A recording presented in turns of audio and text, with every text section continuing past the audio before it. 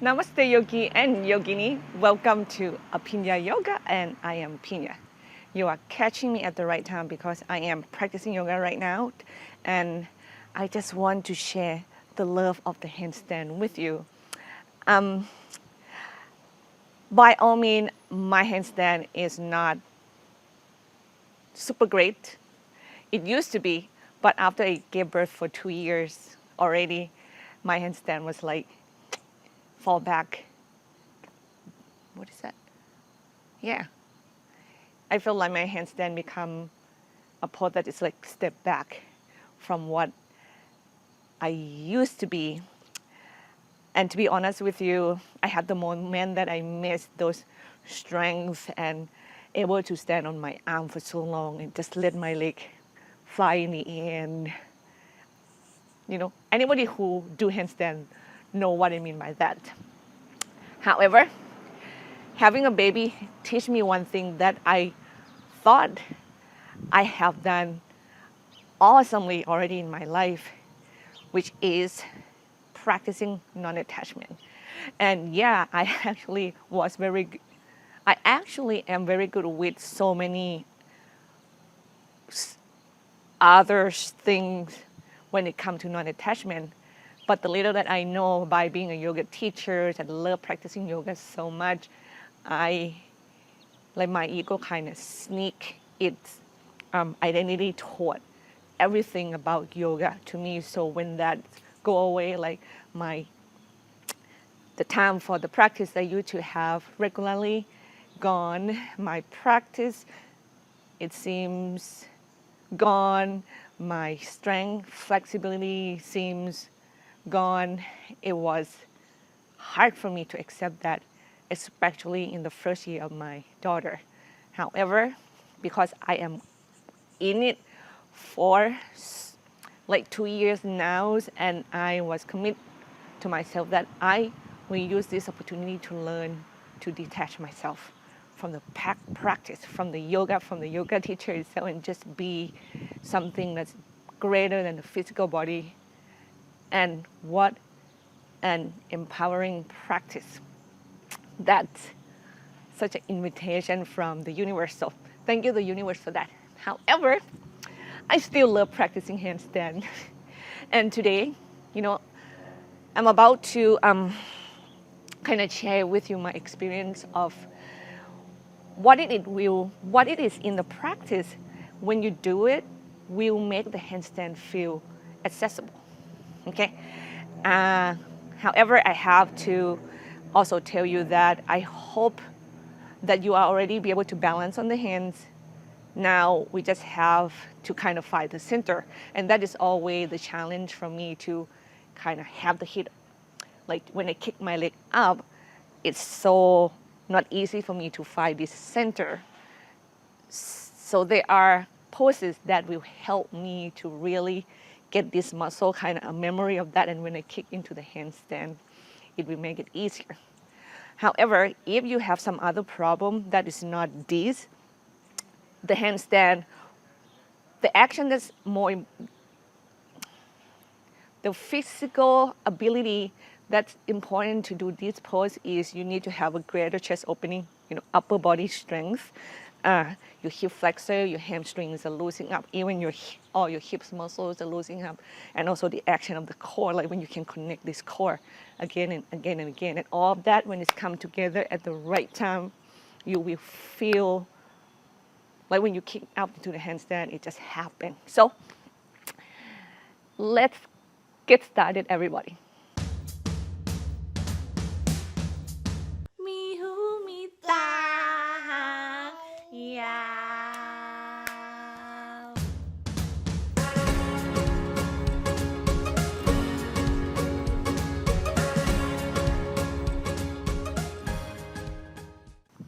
Okay, we're gonna go into the downward facing dog.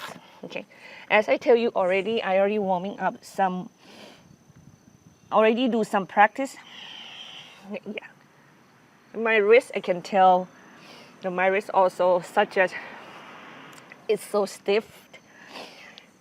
After I gave birth, one of the reasons is that because I don't have my regular practice yet. when I feel like, oh, finally my daughter gave me that regular practice, and she's just like, no, no, no, no, mom, that is not what it is. Okay, my wrist is very good. Yeah, as you can, when our shoulder can go beyond the wrist and you feel comfortable with that, that is good sign that the kicking up to handstand, your wrist will be safe. Yeah, if you can see my hand, I really, really spread them wide and claw the floor really strongly. So we're gonna go into side plank, build the upper body strength, yeah, build your oblique muscles, the muscles that will help. And then we're gonna flip and go into a lizard pose, and we're gonna go as deep as we can. Now the hip opening, the flexibility of it will be great to use in the handstand, but it's not the major thing of it. However, hip opening feels good. You know, when you can put it in, you put it in. But the action that I think is so crucial to do is, if you can lift your arms off the floor by learn to hugging your legs in, and you can see my back kind of round a little bit because I engage my core, and that is the action that we need in the handstand, especially for us that still have to find the center. Like, so you build it here, and you stay in the pose about 3 to 5 breaths.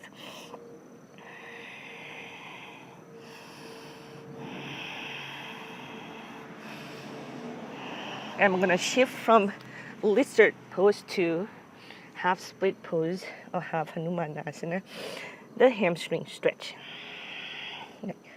The core is engaged, spine is always elongated. Each exhale, you just go as deep as you can.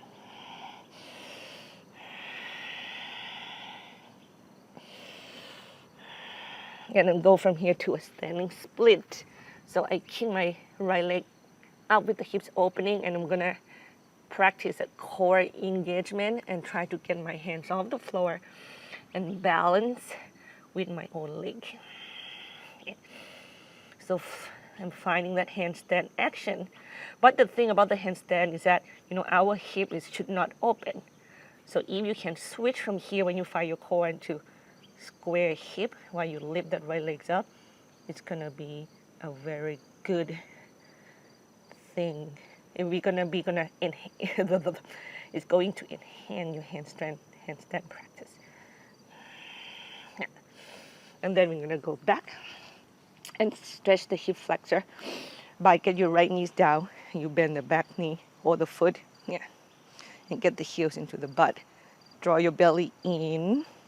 Try to go toward the back of the leg and lift the spine up. Right?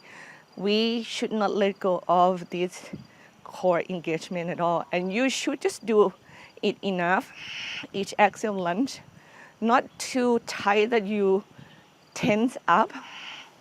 Check the quality of your breath regularly.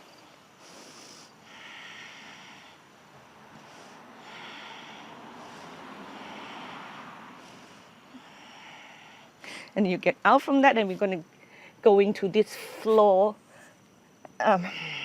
exhale. Left knee to the right armpit, neck core in, right. Kick it back and up. Left knee to your left armpit, exhale. That's actions right there. Core in and up. Push down to the hand. That's the handstand right there. And knee to the nose. Look forward.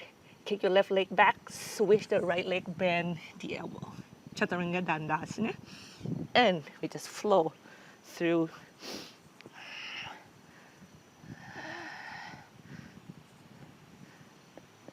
Cobra. Have to think about the pose names a little bit. And downward facing dog. And we go to the second side, Vasisthasana side plank on the left. Build this part of the body, the oblique. You follow your exhale, you switch your hips down to the floor, you go inside of your right leg, you do a lizard pose. Hug the midline of the body, draw your core in, get your hands off the floor if you can. If not, you just don't do it, or you do it gradually.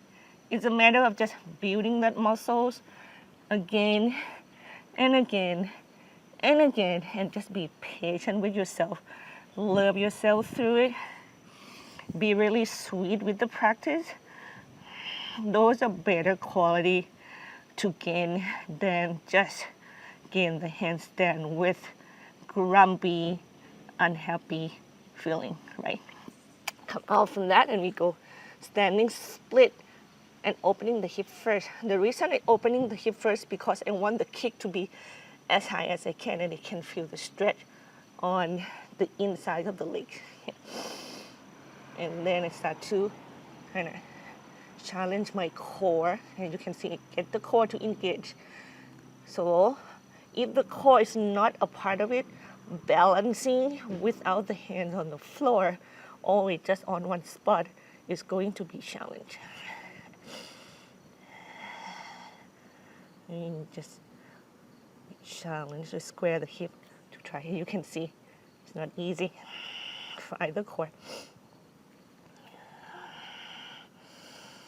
You do this as long as your body and allow you to do and all the energy that you have. Relax your jaw. And then come out from that. Get your left knee down, upright with the body. Square the hip. Send your hip back toward the heel. Root down to your tailbone. Lengthen the energy down to your left knee. Core is engaged. And spine is lifting up.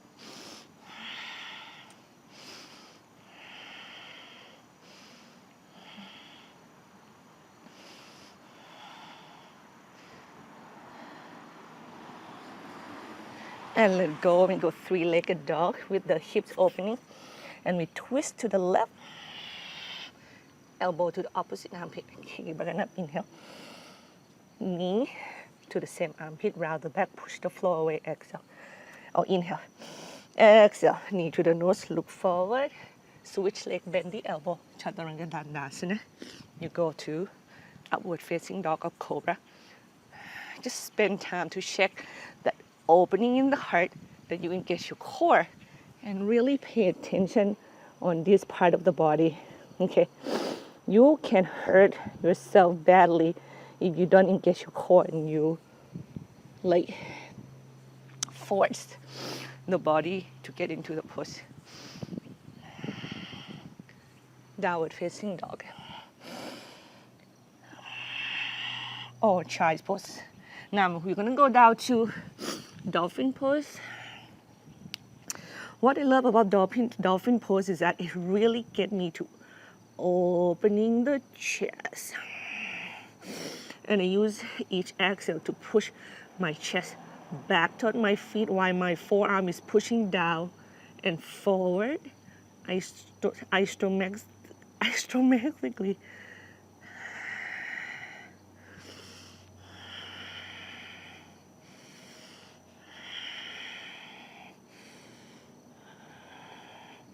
And then I'm going to go forward to Uttanasana. Now, another fun action to do is you can kind of tiptoe forward, or you can, as you can see, I kind of use one foot to rock the weight toward the toes and use the other foot to draw the knees in toward the chest and keep going forward and land it. And roll into your feet. To the toe, get the knees in, find the center in the back, in the mid back, core is in, while you push down to the hands and have the handstand action. And then Uttanasana. Inhale, lengthen the spine. Exhale. Now, we're gonna do another sequence. The other action that is so, I think, crucial to put it into the sequence of the handstand is the twisting poses, because the twisting, the deeper you go in, the more connection with the core you will get, and the easier to finding that connection when you kick up to the handstand. Yeah. So we're gonna do Parivrtta Utkatasana, twisted chair pose. You go left elbow outside of the right knee, hands in prayer.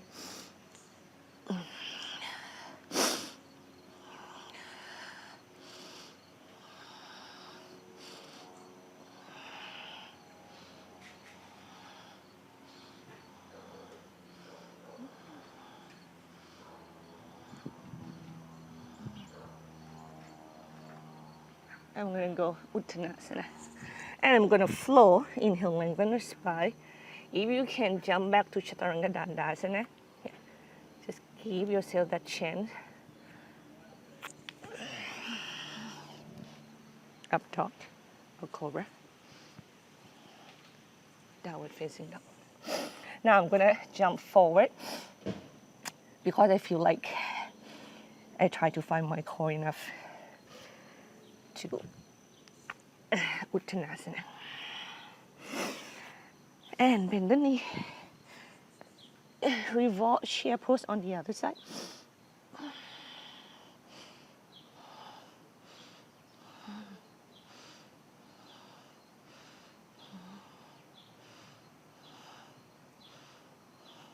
Uttanasana. Inhale, lengthen the spine. I'm going to go back to jump backs again. Inhale, up dog cobra. And exhale. We're going to go down to child's pose a bit.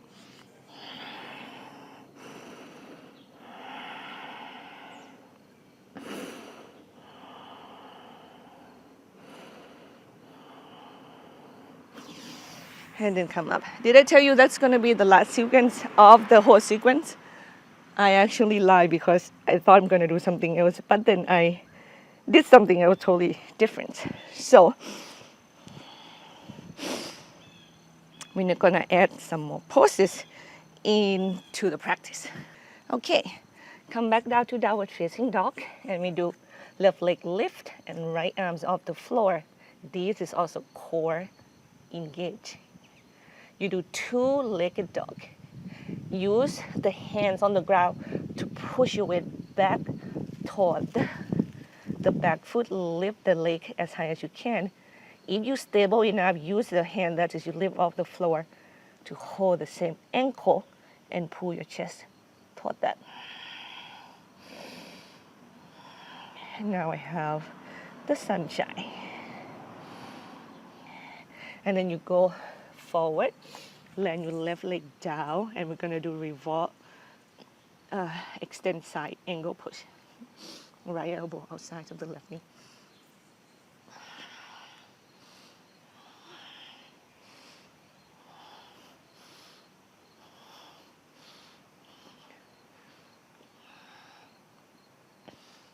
Bring the hand down, kick your left leg back and up, hips open. Exhale, left knee to the right armpit. This time you're going to kick your left leg back, land the little toe side edge of the foot down, balance on your left hand, lift your right arms up. Another way to do side plank. I think they call falling angel pose, this one. I hope I'm right. And then you're going to draw that left leg in so you can push down to your left hand and lift your left leg up. And then kick back and up, opening the hip. Now we're going to go up to handstand. Like, the more you kick up to the handstand, the better you can find your core. Yeah, that's a good one. Feel really, really light.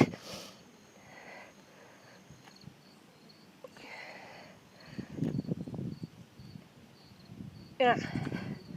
And Uttanasana. Inhale, lengthen the spine. I'm going to go into board pose for a second.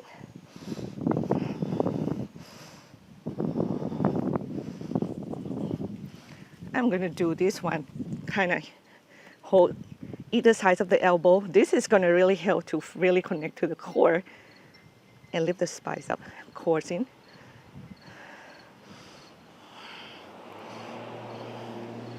Breathe.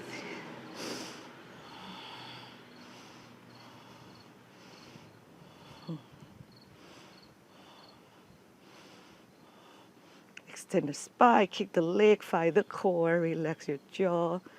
Try to fold yourself like chest and leg to one another as best as you can. That requires strong drawing that core in. Yeah. At the same time, we don't want to round the back. And then let go. And then we're gonna go to Bakasana. before we go to the other side.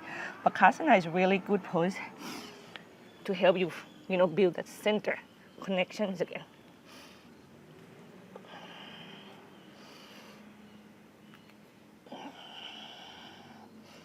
And I'm going to kick back to Chaturanga Dandasana.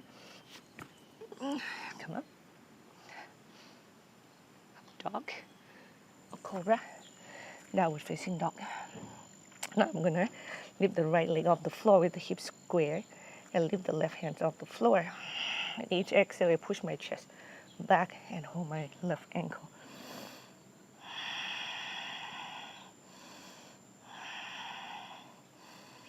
And then go forward, right foot down, left foot grounded, Parivrtta, Patsava Konasana, revolve, extend side angle push.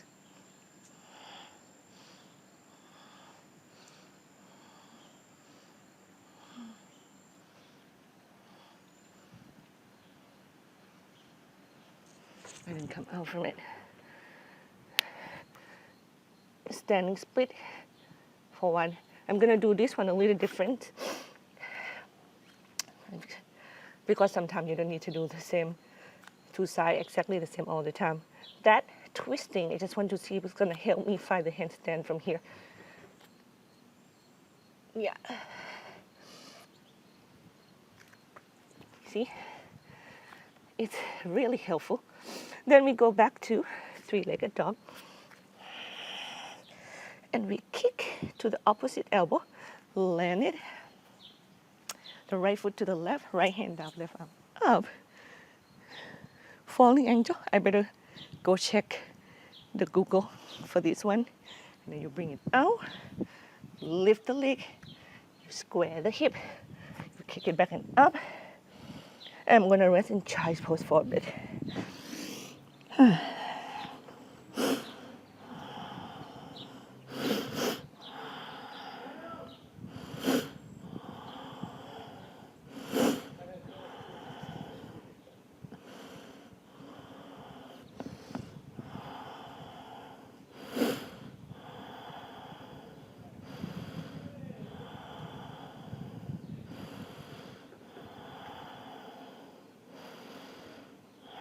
Then we're gonna go to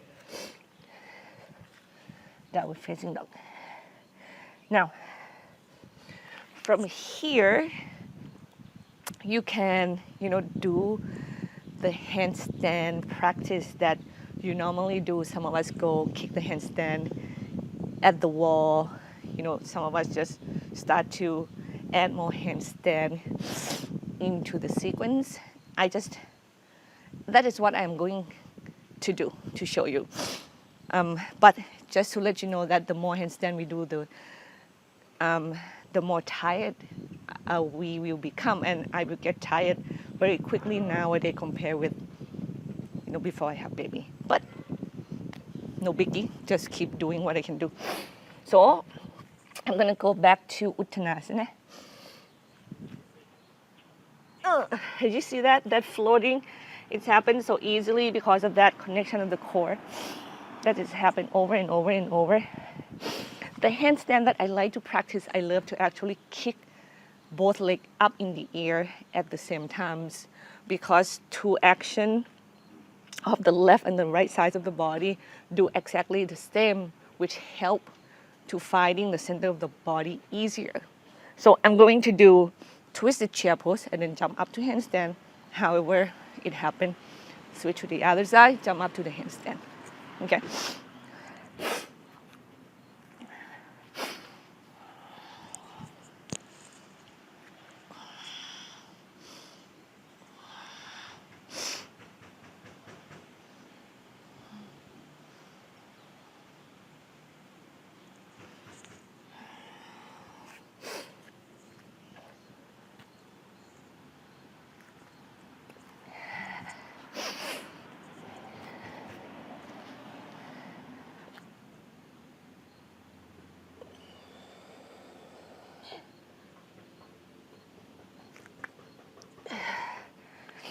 My neighbor is knocking the door so loud. And it sounds so unpleasant. It's a good time to focus. Do you see that floating? Lucky that I have the mic so you don't have to hear that. I'm gonna do the other side. I love jump up to handstand right now like that with the knees bent. It's easier. And if you can get the knee closer to your belly, you will find the center easier than have your knees further away from the belly. And that is going to be a battle because when this is not really strong yet, to draw your core in while your legs floating is tough, and your leg will kind of try to go over your head. Okay? Second side.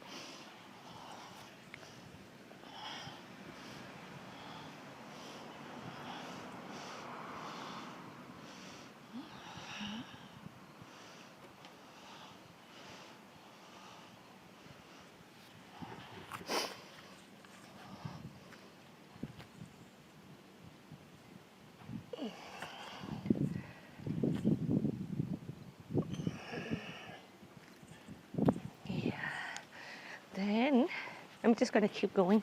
I'm gonna do Pasarita Padottanasana. Give my wrist a break.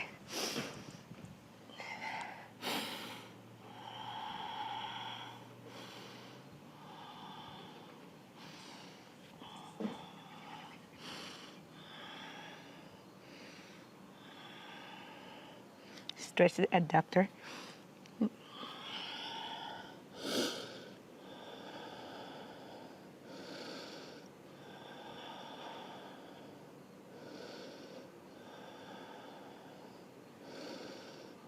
And we do Parivita Janushirshasana. So you extend your left leg, right knee's bent, and we are twisting. So get the flexibility into the back. Take the weight off from the wrist for now because you're gonna go and do handstand again. Yeah. Flexible back is so key.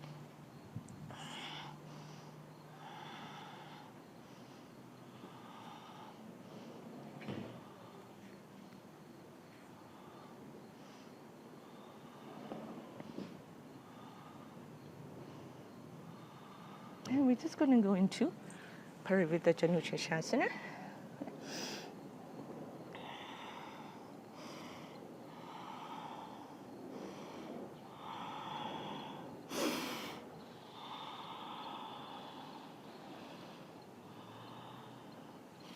Other side.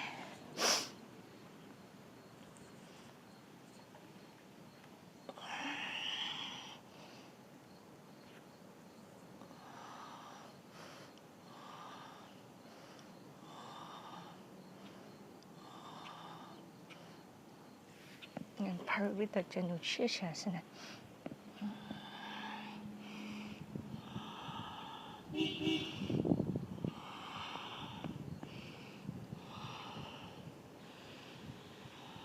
And come up, and I'm gonna do handstand again. This time I probably will do the straight leg. Straight leg is much harder, but yeah.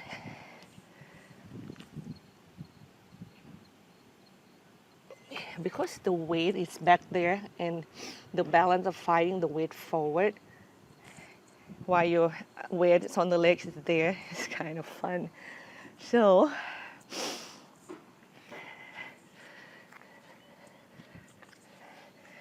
try it again. Yeah, that's a lot of force. Come back down, right? And let's get into pigeon. Take the weight away from the wrist. Yeah.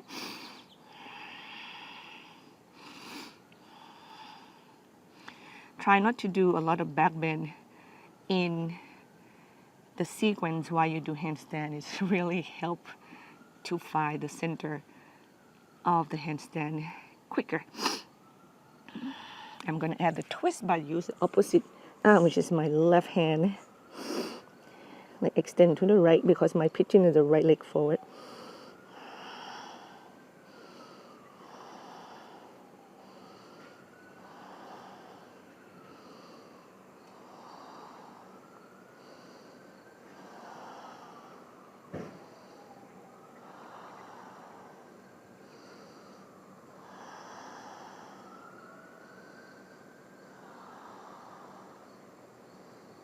And I'm going to do up and stretch the hamstring and hamstring, hip flexors again. Stay in the pigeon pose, like, and you bend the back knee. And hold the foot with the hand. Hip square, heel to the hip, core in. Stretch your spine.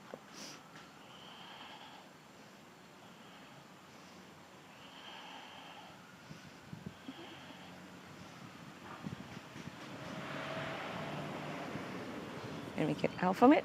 I'm going to do handstand differently this time. And we're going to use this right leg to lift up.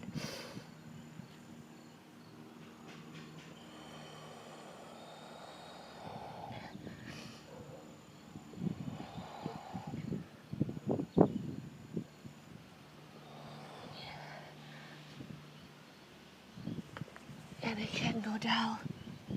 That was a good one. Do that flow, and then I do pigeon on the other side.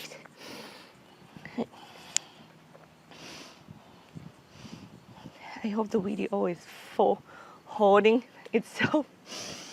Having a minute for it.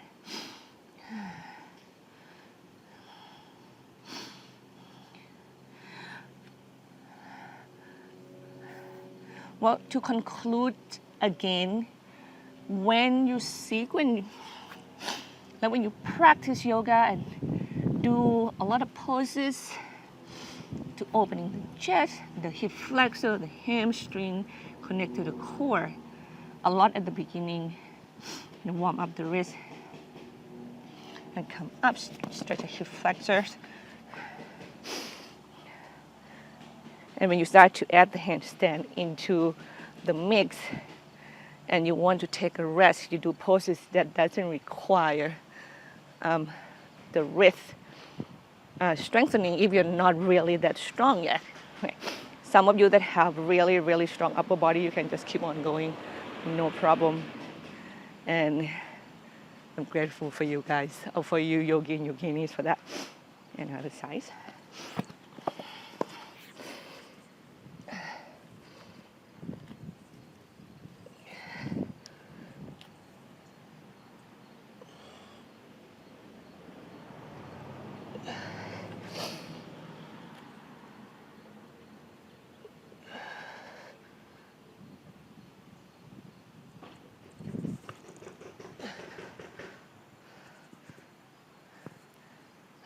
Come on for me. Okay, I'm gonna really get out from the love for the handstand for now, because interestingly enough, when you're practicing outside and your neighbors are really close to you, some energies are accurate, your peacefulness easier than the other, and I really have to move away from it for the moment. Anyway, if you like this video, please give it a thumb up. It has been a while since I do the yoga sequence or filming any yoga poses in English, so I feel like I'm still babbling. I know that in time it will get better. And also, if you never subscribed for Aphinya Yoga yet, please feel free to join me for the journey to, gain back your strength from the inside out and let go any attachment toward what appears to the outside. I also have the Facebook and Instagram just like you. So if you want to connect over there, I will be grateful. See you in the next video, everybody. Namaste.